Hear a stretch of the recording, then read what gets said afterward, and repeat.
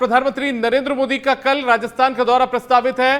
प्रधानमंत्री नरेंद्र मोदी कल बांसवाड़ा में जनसभा को संबोधित करेंगे। दरअसल पीएम मोदी सुबह 11:25 पर दिल्ली एयरपोर्ट से IAF BBJ विशेष विमान से रवाना होंगे बांसवाड़ा के लिए और दोपहर 12:35 पर वो उदयपुर एयरपोर्ट पहुंचेंगे।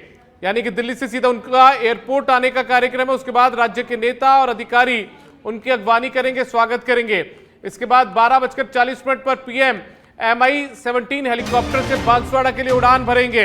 दोपहर तकरीबन 1:30 बजे यानी कि 1:30 पर पीएम माही हेलीपैड बांसवाड़ा पहुंचेंगे और सड़क मार्ग से कार्यक्रम स्थल जाएंगे। दोपहर 1:45 से 3:35 तक पीएम मोदी पीएम कुसुम योजना के लाभार्थियों से बातचीत करेंगे। इस दौरान वो कई महत्वपूर्ण विकास परियोजनाओं का शिलान्यास, उद्घाटन और उन्हें राष्ट्र को समर्पित करेंगे। पीएम किसानों और स्थानीय लोगों को नवीकरणीय ऊर्जा और सिंचाई में नई तकनीक से जोड़ने का संदेश भी देंगे। कार्यक्रम के बाद 3:35 पर पीएम मोदी सड़क मार्ग से माही हेलीपैड लौटेंगे। 3:45 पर वो Mi-17 हेलीकॉप्टर से उदयपुर लौटेंगे और 4:35 पर एयरपोर्ट पहुंचेंगे, यानी कि उदयपुर एयरपोर्ट। 4:40 पर प्रधानमंत्री उदयपुर से दिल्ली के लिए रवाना हो जाएंगे। आदिवासी क्षेत्र के विकास, किसानों की प्रगति और हरित ऊर्जा योजनाओं को नई गति देने वाला उनका यह महत्वपूर्ण दौरा माना जा रहा है।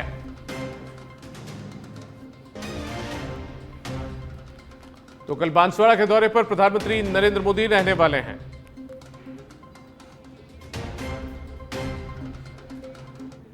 प्रधानमंत्री नरेंद्र मोदी का कल बांसवाड़ा का दौरा है और मुख्यमंत्री भजनलाल शर्मा आज बांसवाड़ा पहुंच चुके हैं। पीएम के प्रस्तावित दौरे के चलते सीएम आज बांसवाड़ा आए। प्रधानमंत्री मोदी की सभा स्थल का सीएम ने जायजा लिया। बीजेपी प्रदेश अध्यक्ष मदन राठौड़, बीजेपी के नेता राजेंद्र राठौड़ भी इस दौरान मौजूद रहे हैं। पीएम बांसवाड़ा से प्रदेश को 1,08,000 करोड़ के विकास कार्यों की सौगात देंगे। इनमें 89,261 करोड़ के प्रोजेक्ट का शिलान्यास होगा। 18,601 करोड़ के प्रोजेक्ट का वो लोकार्पण करेंगे। पीएम 42,000 करोड़ की माही परमाणु बिजली घर परियोजना का भी शिलान्यास करेंगे। 15,000 युवाओं को सरकारी नौकरियों के नियुक्ति पत्र भी इस दौरान दिए जाएंगे। मोदी पीएम कुसुम योजना के विभिन्न लाभार्थियों से भी संवाद करने वाले हैं। मैं प्रधानमंत्री के सभा स्थल गोपुर में खड़ा हुआ हूं। प्रधानमंत्री नरेंद्र मोदी जनजातीय क्षेत्र के अंदर में आएंगे और 50 करोड़ की लागत से बनने वाले जो पावर प्लांट है उसका शिलान्यास यहां पर करेंगे। प्रधानमंत्री के दौरे को लेकर यहां पर जो तैयारियां हैं वो यहां पर पूरी तरह से पूरी कर दी गई है। मुख्यमंत्री भजनलाल शर्मा, भारतीय जनता पार्टी के प्रदेश अध्यक्ष, पूर्व प्रदेश राजेंद्र राठौड़ सहित जो जनजातीय क्षेत्र के जो तमाम विधायक और मंत्री है वो यहाँ पर इस कार्यक्रम के अंदर में मौजूद रहे। खास बात तो ये है, आपको मैं तस्वीरों में दिखाने का कोशिश करूंगा। अगर आप मेरे पीछे आप देखते हैं तो ये प्रधानमंत्री का यहाँ पर जो मंच है वो यहाँ पर बनाया गया है और प्रधानमंत्री की जो गाड़ी है वो यहाँ से आएगी। यहीं से गाड़ी होती हुई यहाँ प्रधानमंत्री जी की आगे बढ़ेगी और यहाँ से हाथों से अभिवादन करते हुए वो कहीं ना कहीं आपको बता दें कि जनजातीय क्षेत्र को यहाँ पर एक बड़ी सौगात यहाँ पर देखें। आपको मैं विशाल पंडाल यहाँ पर दिखाने का पूरा प्रयास यहाँ पर करूंगा क्योंकि प्रधानमंत्री के इस कार्यक्रम के अंदर में करीब 4 ऐसे पंडाल बनाए गए हैं। यहाँ पर 1.5 लाख लोगों की यहाँ पर बैठने की व्यवस्था भी यहाँ पर की गई है। तो प्रधानमंत्री नरेंद्र मोदी जनजातीय क्षेत्र के अंदर में न्यूक्लियर पावर प्लांट के साथ साथ 121 करोड़ की जो परियोजना है उनको भी यहाँ पर है कहीं ना कहीं हरी झंडी दिखाकर जनजातीय क्षेत्र को एक बड़ी सौगात यहाँ पर देने वाले हैं। तो तस्वीरों में आप साफ देख सकते हैं कि प्रधानमंत्री नरेंद्र मोदी को लेकर यहाँ पर जो तैयारियां हैं वो जोरों शोरों पर में है। पंडाल यहाँ पर बना दिए गए हैं। खुद मुख्यमंत्री भजनलाल शर्मा है वो यहाँ पर पहुंचकर यहाँ पर जो सभा स्थल है उसका जायजा ले रहे हैं। खास बात तो ये यहाँ पर प्रधानमंत्री के साथ के अंदर में कई केंद्रीय मंत्री भी आएंगे, उनको लेकर भी यहाँ पर जो हेलीपैड बनाए गए हैं उनका भी यहाँ पर सीएम भजनलाल द्वारा अवलोकन और उनकी जायजा लिया जा रहा है। कैमरा पर्सन के साथ के अंदर में सच में धड़क के लिए किशन सेन, बांसवाड़ा। प्रधानमंत्री नरेंद्र मोदी की बांसवाड़ा यात्रा वागड़ की तस्वीर बदलने वाली है। एक तरफ औद्योगिकरण और पर्यटन विकास को रफ्तार मिलेगी तो दूसरी तरफ इसी धरती से उठी भील प्रदेश की आवाज पर भी असर पड़ेगा। बांसवाड़ा के मानगढ़ धाम का अपना महत्व है। बीते दिनों उठी भील प्रदेश की मांग और इसी बीच प्रधानमंत्री मोदी का यह दौरा क्या भविष्य की आदिवासी राजनीति भी तय करेगा? देखिए इस खास रिपोर्ट के जरिए। 17 नवंबर 1913 गोविंद गुरु के नेतृत्व में मानगढ़ की पहाड़ियों पर हजारों भील आदिवासी इकट्ठा हुए थे। अंग्रेजों की गोलियों ने 1500 से ज्यादा आदिवासियों की जानें ली थी। इतिहास में दर्ज हुआ ये नरसंहार भारत का दूसरा जलियांवाला है और आज यही मानगढ़ धाम भीलों की अस्मिता, बलिदान और सियासी संघर्ष का प्रतीक बन चुका है।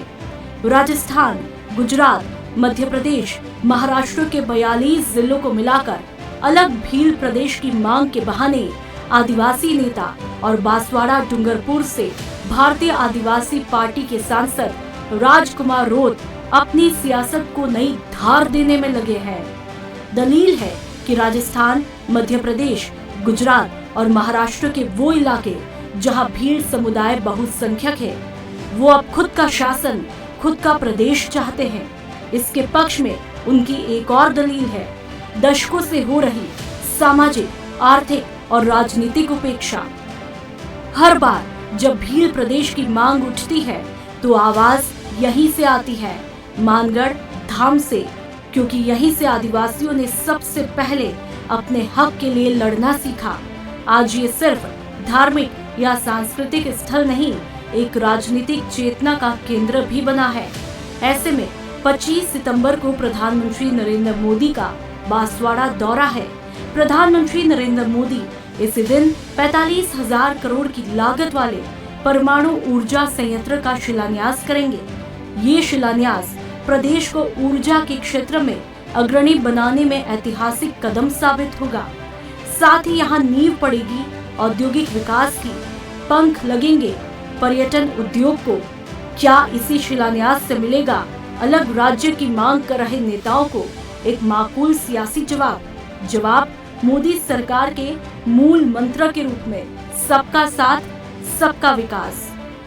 सच बेधड़क के लिए नुपुर जारोली लोढ़ा की रिपोर्ट। बूंदी जिले के केशोरायपाटन विधानसभा क्षेत्र के आजंदा गांव में लोकसभा अध्यक्ष ओम बिरला ने पहुंचकर गहन शोक व्यक्त किया।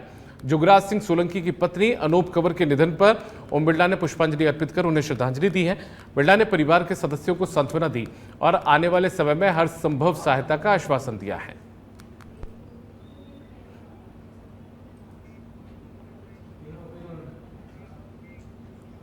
जयपुर जिला प्रभारी मंत्री जोगाराम पटेल ने जिला कलेक्ट्रेट सभागार में आयोजित बैठक में जीएसटी 2.0 को भारत की कर व्यवस्था में ऐतिहासिक बदलाव बताया है। उन्होंने कहा कि इससे आमजन, कृषक और व्यापारी वर्ग को बड़ी राहत मिलेगी। बैठक में जिला कलेक्टर डॉक्टर जितेंद्र कुमार सोनी समेत विभिन्न विभागों के अधिकारी मौजूद रहे। प्रभारी मंत्री ने फ्लैगशिप योजनाओं की प्रगति, अतिवृष्टि प्रभावितों को सहायता, गिरदावरी काम, भवनों की मरम्मत, भूमि आवंटन, उर्वरक वितरण और जन शिकायतों के निस्तारण की समीक्षा की। उन्होंने शहरी और ग्रामीण सेवा शिविरों में हेल्प डेस्क संचालित करने, पट्टा वितरण, नाले नालियों की सफाई और दीपावली से पूर्व सड़कों की मरम्मत सुनिश्चित करने के निर्देश दिए हैं। आम आदमी के उपयोग में आने वाली दिन प्रतिदिन की वस्तुएं इस जीएसटी में छोटी मोटी होने वाली कठिनाइयां, जीएसटी के स्लैब की वजह से करदाताओं, उपभोक्ताओं को हो रही सुविधाओं को और अधिक सुविधित व्यवस्थित करने और मेन उनका मकसद रोटी, कपड़ा और मकान। इसीलिए जो अलग अलग पहले 4 स्लैब थे, 5%, 12%, 18%, 28%, उनको कम करके अब 2 स्लैब में किया और इससे अब 5% और 18% के स्लैब जो रह गए और उससे आम जन में एक बहुत बड़ा उत्साह का माहौल बना। जो सामान्य मानवीय के उपयोग में आने वाली वस्तुएं, दैनिक जीवन की आवश्यक वस्तुएं हैं, जीवन निर्वाह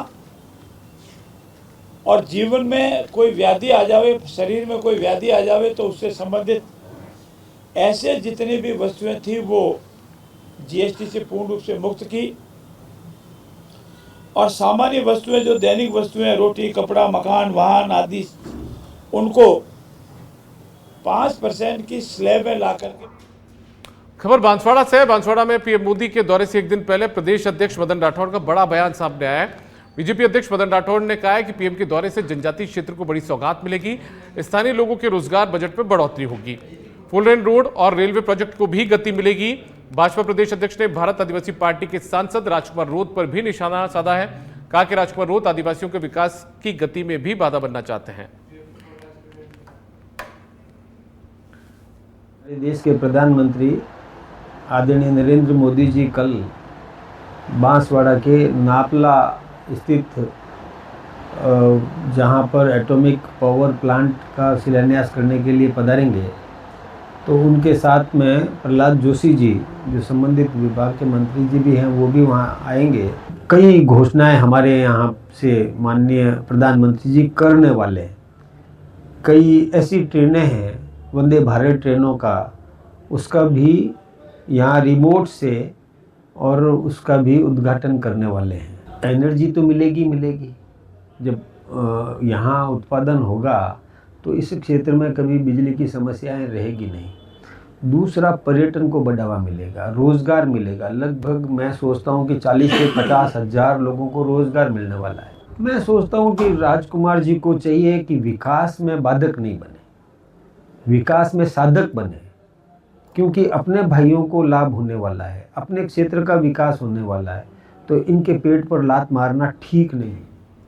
जिला प्रशासन एवं वाणिज्य कर विभाग की ओर से झुंझुनू में जीएसटी बचत उत्सव का आयोजन किया गया। इस कार्यक्रम के मुख्य अतिथि सामाजिक न्याय एवं अधिकारिता मंत्री और जिले के प्रभारी मंत्री अविनाश गहलोत थे। इस दौरान उन्होंने व्यापारियों और आमजन से संवाद किया। व्यापारियों ने मोदी सरकार की ओर से किए गए जीएसटी दरों में बदलाव पर मंत्री गहलोत का स्वागत करते हुए प्रधानमंत्री मोदी का आभार जताया। मंत्री गहलोत ने कहा कि जीएसटी दरों में नवरात्र के पहले दिन से लागू हुआ है और ये बदलाव क्रांतिकारी साबित होगा।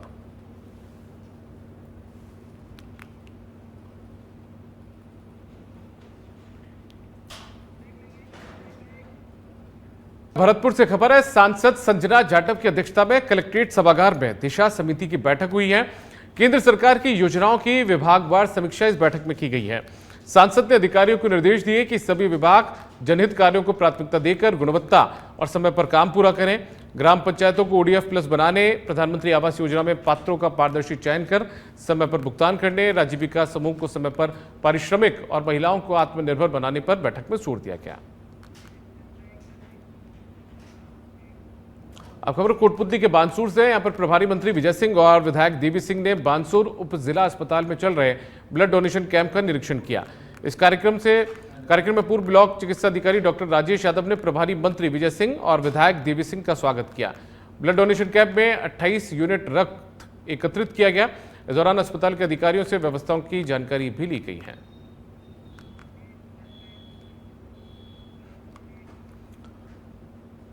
खबर जयपुर से। यहां पर एसीपी मालवीय नगर आदित्य पूनिया का एक्शन देखने को मिला है। फर्जी ऑनलाइन एस्कॉर्ट सर्विस चलाकर लोगों से मारपीट कर लूटपाट करने वाली गैंग का पर्दाफाश किया गया है। आरोपी सुमित बसवाल और आकाश को पुलिस ने गिरफ्तार कर लिया है। जवाहर सर्किल थाने में तैनात हेड जो कांस्टेबल है हरिओम, उसकी गिरफ्तारी में अहम भूमिका रही। मुलजिमान ने जयपुर शहर में अन्य वारदात करना भी कबूला है। अन्य साथियों की तलाश में पुलिस की टीम जुटी है। तो फर्जी ऑनलाइन एस्कॉर्ट सर्विस चलाकर लोगों के साथ लूटपाट करने वाले, मारपीट करने वाली गैंग का पर्दाफाश जयपुर की जवाहर सर्किल थाना पुलिस ने किया है। सुमित बसवाल और आकाश ये दोनों आरोपी हैं जो कि इस कृत्य को अंजाम देते थे। चित्तौड़गढ़ जिला पुलिस अधीक्षक मनीष त्रिपाठी के निर्देशन में जिले में अवैध मादक पदार्थों के विरुद्ध धरपकड़ लगातार जारी है। इसी कड़ी में चित्तौड़गढ़ की निम्बाहेड़ा सदर पुलिस ने नाकेबंदी के दौरान एक कार से 45 किलो डोडा चूरा जब्त कर बालोतरा जिले के 2 आरोपियों को गिरफ्तार किया है। पुलिस ने बताया कि प्रतापगढ़ नीमच की ओर से आ रही संदिग्ध कार को रोककर तलाशी ली गई थी। कार से 3 प्लास्टिक कट्टों में भरा डोडा चूरा मिला। पकड़े गए आरोपियों की पहचान प्रभुराम बिश्नोई और किशोर सिंह राठौड़ निवासी बालोतरा जिले के रूप में हुई है। पुलिस ने कार और अवैध मादक जब्त कर दोनों के खिलाफ प्रकरण दर्ज कर जांच शुरू कर दी है।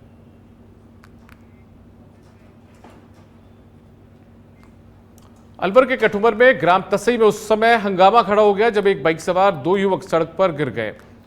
परिजनों ने आरोप लगाया कि हादसा पानी के टैंकर की टक्कर से हुआ, जबकि प्रारंभिक जानकारी के मुताबिक टैंकर का पाइप अचानक खुल गया और बाइक से टच हो गया। इसी वजह से दोनों युवक बाइक समेत सड़क पर फिसल कर गिर गए।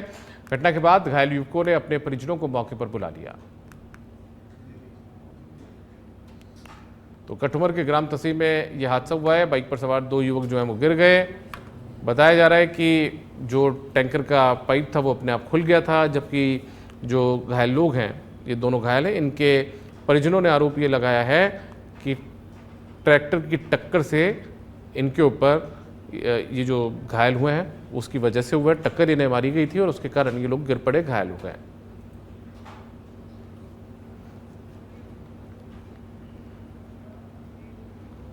चिकित्सा एवं स्वास्थ्य विभाग के प्रमुख सचिव गायत्री राठौड़ बांसवाड़ा जिले के दौरे पर रही। उन्होंने छोटी सरवन सामुदायिक स्वास्थ्य केंद्र का निरीक्षण किया। इस दौरान निदेशक डॉक्टर रवि प्रकाश शर्मा, संयुक्त निदेशक डॉक्टर प्रकाश चंद्र शर्मा भी मौजूद रहे। राठौड़ ने छोटी सरवन में निर्देश दिए कि वीवीआईपी मूवमेंट के दौरान 24 घंटे अस्पताल में स्टाफ की मौजूदगी जो है वो सुनिश्चित की जाए। उन्होंने प्रसव के बाद लाभार्थी के खाते में 48 घंटे के अंदर योजना का लाभ देने के निर्देश दिए। इससे पूर्व उन्होंने नापला में होने वाली प्रधानमंत्री की सभा के दौरान बन रहे अस्थायी अस्पताल को भी देखा। प्रमुख सचिव राठौड़ ने इसके बाद जिला अस्पताल का निरीक्षण किया।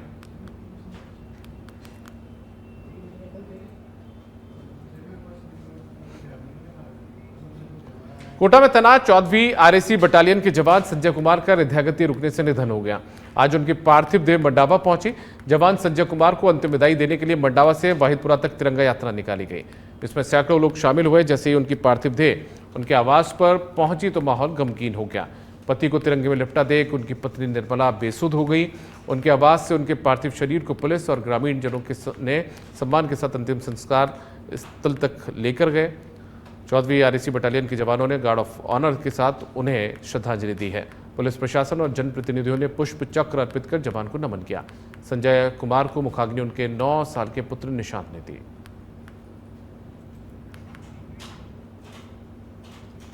हमारे भाईपुरा के संजय जी थी, वो आरएसी में कोटा में काम कर रहे थे और अपने घर पे ही जैसा हम लोगों को ज्ञात हुआ है, इनके साइलेंट हार्ट अटैक हुआ, उसकी वजह से हादसा हुआ। और आज यहाँ पर इनके पैतृक गांव के अंदर आई है पार्थिव शरीर और हम सब लोग यहाँ पूरे गांव वाले आसपास के लोग यहाँ इकट्ठे हुए हैं इनको सम्मान देने के लिए, श्रद्धांजलि देने के लिए। और मैं समझती हूँ कि चाहे कोई भी हो, चाहे वो किसी आरएसी में हो, चाहे वो बॉर्डर पे हो, ये सब लोग हमारे आंतरिक और बाह्य रक्षा करने के लिए मौजूद रहते हैं। तो हमारा भी कर्तव्य बनता है कि हम इनके साथ, इनके परिवार के साथ खड़े रहें और ऐसा कोई हादसा होता है तो हम लोग सब इनको सम्मान दें, श्रद्धांजलि दें, ताकि आने वाली पीढ़ी भी इनसे कुछ सीख सके और देश के प्रति समर्पित रह सके। खजुवाला से खबर है, यहाँ पर किसानों का 106 दिनों से धरना जारी है। केवाईडी नहर के अंतिम छोर पर किसान धरने पर बैठे हैं। किसान रामचंद्र डूडी और छोटूनाथ 4 दिन से अनशन पर हैं। अनशनकारी किसान छोटूनाथ की तबीयत जो है वो भी इस दौरान बिगड़ी। मेडिकल टीम और खजुवाला तहसीलदार मौके पर पहुंचे। चिकित्सक पूनाराम रॉज ने दोनों किसानों का मेडिकल चेकअप किया। तहसीलदार राजकुमारी विश्नोई ने किसानों से वार्ता किया। अंतिम छोर तक पूरा पानी पहुँचाने की मांग को लेकर किसान धरने पर हैं। ये पूरा मामला केवाईडी RD 145 का है।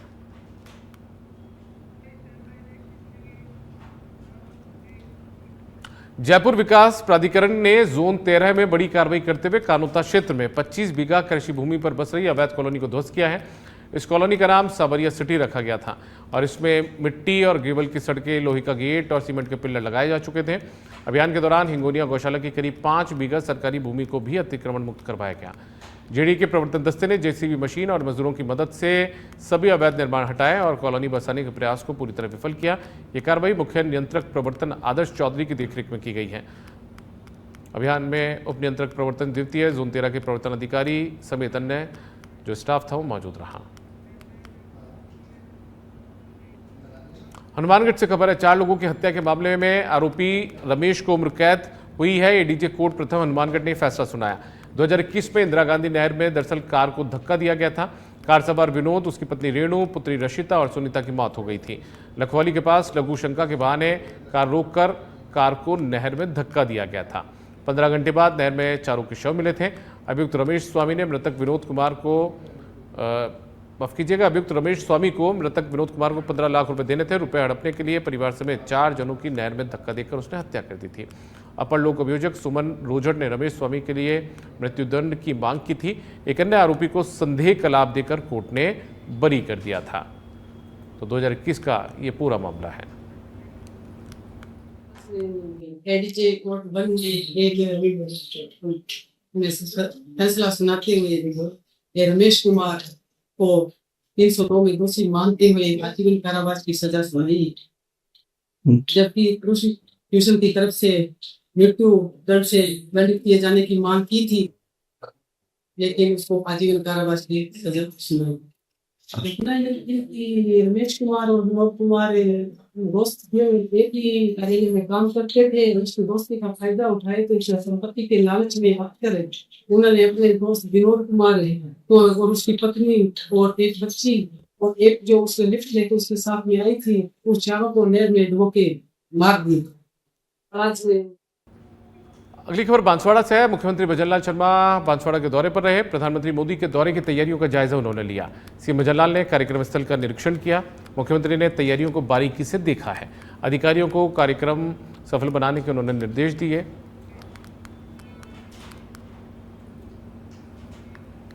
कोटा के सांगोद में बपावर थाना क्षेत्र के उमरदा गांव के हनुमान मंदिर पर शराब के नशे में उपद्रव करने वाले के खिलाफ सख्त कार्रवाई की मांग को लेकर आज कई ग्रामीण थाने पहुंचे। ग्रामीणों की ओर से बताया गया कि गांव के हनुमान मंदिर पर पिछले 40 साल से नवरात्र के मौके पर रामायण पाठ होता है। बीती रात को हनुमान मंदिर परिसर के पास ऊर्जा मंत्री हीरालाल नागर की रात्रि चौपाल आयोजित की गई।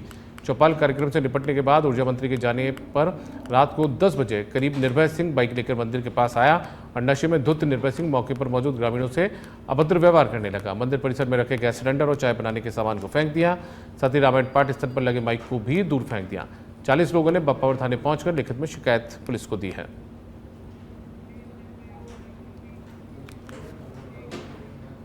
कोटा शहर पुलिस ने लंबे समय से गुम हुए मोबाइल फोन को खोज निकालने के लिए विशेष अभियान चलाया।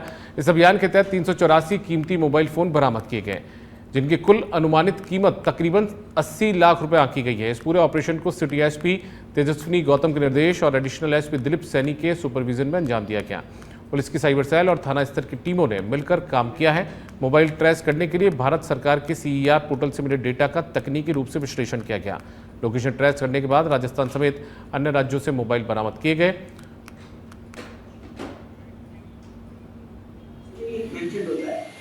आप उस पर जाके रजिस्टर कर सकते हैं और ऐसे मोबाइल फोन जो जैसे कोई महिलाएं शॉपिंग सेंटर पे गई, उन्होंने भूल गए, आप कहीं शॉप पे गए, आपने रख के भूल गए, आप ऑटो में जा रहे थे, ऑटो में से बैग में से किसी ने निकाल लिया, या इस तरीके के मोबाइल फोन जो आपको पता नहीं है कि कहाँ से गुम हुए हैं, उनकी बहुत ही अच्छी प्रक्रिया है जिसमें इस पोर्टल पर रजिस्ट्रेशन के बाद उनको ट्रेस किया जाता है पुलिस के द्वारा और लोकल पुलिस द्वारा उसमें लगातार कार्रवाई करते हुए ये अनुमानित कीमत इन सारे मोबाइल फोन्स की लगभग 80 लाख रुपए की।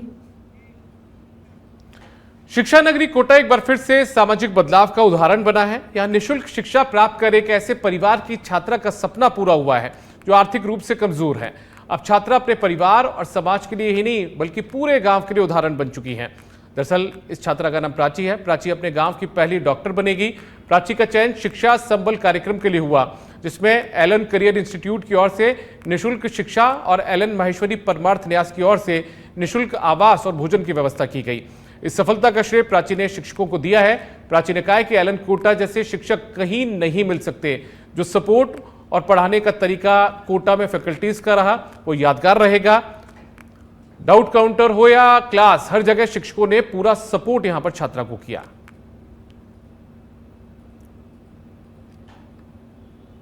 तो सामाजिक बदलाव का उदाहरण जो है वो कोटा शहर यहां पर बना है और अंदाजा आप लगा सकते हैं कि कैसे एक छात्रा का जो सपना है वो यहां पर पूरा हुआ। प्राची नाम की जो बच्ची है वो अपने गांव की पहली डॉक्टर बनेगी और इस सफलता का श्रेय प्राची ने अपने शिक्षकों को दिया। उन्होंने कहा कि एलन कोटा जैसे शिक्षक कहीं नहीं मिल सकते। दरअसल ये मध्य प्रदेश के मऊगंज के नौडिया गांव के रहने वाली प्राची पटेल है। आर्थिक तंगी झेल रहा प्राची का परिवार झोपड़ेनुमा कच्चे घर में अपना गुजर बसर करता है। पढ़ाई में अच्छी प्राची ने मेडिकल प्रवेश परीक्षा नीट 2025 में 720 में से 467 अंक हासिल किए थे और OBC NCL कैटेगरी रैंक में 46,215 इसकी रैंक है।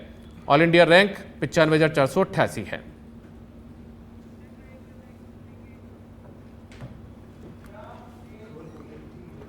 देश के विख्यात शिक्षण संस्थान Allen career institute private limited ने अपने डिजिटल आर्म एलन ऑनलाइन में राकेश रंजन को मुख्य कार्यकारी अधिकारी यानी कि CEO नियुक्त किया है। राकेश एलन ऑनलाइन के आर्टिफिशियल इंटेलिजेंस, टेक्नोलॉजी आधारित ऑपरेशंस, डिजिटल स्ट्रेटेजी और वर्ल्ड क्लास लर्निंग एक्सपीरियंस की मदद से देश के स्टूडेंट्स का सपना सच करने के मकसद को आगे बढ़ाएंगे। राकेश रंजन को टेक्नोलॉजी, कंज्यूमर इंटरनेट और ऑपरेशंस के क्षेत्र में 18 सालों के काम का लंबा अनुभव है। राकेश इससे पहले बॉस्टन कंसल्टिंग ग्रुप BCG में भारतीय उद्योग समूह को बाजार में बदलाव से संबंधित परामर्श देते थे। इस संबंध में एलन करियर इंस्टीट्यूट के CEO नितिन कुकरेजा ने कहा कि देश में टेक्नोलॉजी के उपयोग से ही शिक्षा के अभाव को दूर किया जा सकता है। इसके लिए हम सपोर्ट देते हुए स्टूडेंट्स की क्षमताओं को बढ़ाना होगा और गुणवत्तापूर्ण शिक्षा से बेहतर परिणाम देने के योग्य बनाना होगा। राकेश ने टेक्नोलॉजी आधारित इंडस्ट्री में काम करते हुए जटिल समस्याओं के समाधान दिए हैं। अब एलन की 37 सालों की उत्कृष्ट शैक्षणिक विरासत के साथ AI आधारित टेक्नोलॉजी से एलन ऑनलाइन के गोल्ड स्टैंडर्ड को बनाए रखेंगे। तो राकेश रंजन को CEO अब बनाया गया है।